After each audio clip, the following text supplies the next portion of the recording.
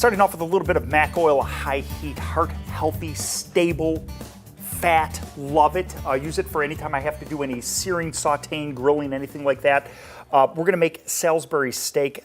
I love that, you know? What an awesome, fun thing. And you would think, there's no way I can have that. I'm on a diet. I have to watch my weight. I can't have Salisbury steak. Of course you can. It's just choosing the right ingredients. I'm using 95% lean ground beef, so it's super lean. Doesn't have a lot of fat incorporated in. In the stores, they usually sell what's called 80-20. It's 80% lean meat and 20% fat. Avoid that. Stay with the super lean stuff and you're gonna be good to go. Wow, that was tough, huh? Made a cool little shape, just like a Salisbury steak, right? No problem there. We're gonna go right into the pan. We have to start off by searing these off so that we sear off the outside, lock in the juices on the inside. That's gonna make it taste really yummy. It's super important when using lean ground beef because this will want to dry out much more than the super fatty stuff. It will take a couple of minutes to get this seared off properly and have it done, and then we'll be able to press on to the rest of this. This is so easy to do. Alrighty, these are cooking off nicely. It happens very, very quickly, nice and easy.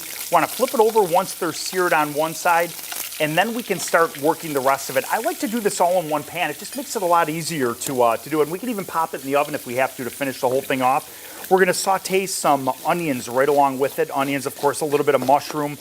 Nice and easy here. Notice how I focused heavily on the protein though. There's a huge amount of beef in there. We need that protein to rebuild, restore our muscles, and to keep us moving around. That's the only thing that will rebuild and restore muscles is our muscles is protein. So I'm never shy with it at the dinner table. I just make sure that it's super, super lean. We've got our onions in. We've got our mushrooms that are going in right now. This is all really, really simple. We're cooking it all in one pan. And we are off to the races.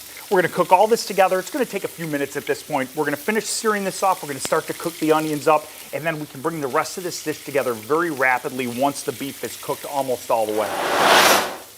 Beautiful, beautiful, beautiful. One of the bonuses of working with one pan when we're caramelizing the onions, the mushrooms, the garlic I snuck in there, is the Salisbury steak is picking up all of that flavor, so we're getting a bonus. If you don't feel like doing this on the stove top slow, if you're a little impatient, as long as you have a heat-safe handle or a pan with no handle, you can throw it right in the oven too and finish up the process much more quickly. It's something that I absolutely love to do. When these are completely done and ready to go, and you can certainly use your thermometer to check that to see if it's at the desired doneness that you like, we can finish this the rest of the way here. Alrighty, let's get right to it. We've got our onions, our mushrooms ready to go. I've got a little bit of low sodium beef base. I'm gonna add this to a little bit of arrowroot. Of course, arrowroot is wonderful because it's not made from corn. It will not increase your blood sugar. Great stuff and about the same price. Performs the same way. Absolutely love it. We're gonna add some rice in. Instead of going with noodles or egg noodles or something with white pasta, using brown rice is nice. Not only does it absorb the flavor beautifully, but it's a nice slow releasing carb. So that's really a great choice for this dish. The last thing we have to do is add in our mixture, which is gonna form our sauce for us. Now, as soon as this comes back to a boil, it's going to be at its thickest point. So you don't have to worry about cooking and waiting like you would with a roux or something like that. It's really, really nice. Notice what that's doing? Thickening right up. Now, if I wanted this a little bit thicker, I could add a little bit more in. I could add a little bit more arrowroot, but I don't think so. I think we're there. And I'm going to put this mixture right over top.